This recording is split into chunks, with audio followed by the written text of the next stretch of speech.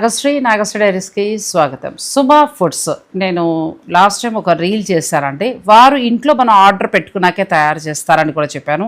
చాలా మంచి రెస్పాన్స్ వచ్చిందండి.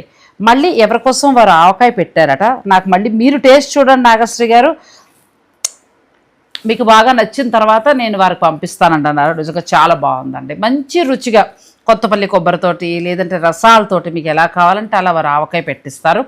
రెడీగా ఇప్పుడైతే 40 kgs ఆవకాయ రెడీగా ఉందండి. నేను పిల్లల కోసం అని తెప్పించాను. ఇలా అర కేజీ ప్యాకెట్స్ మాగాయ ఆవకాయ ఇటువంటివన్నీ కూడా తెప్పించాను.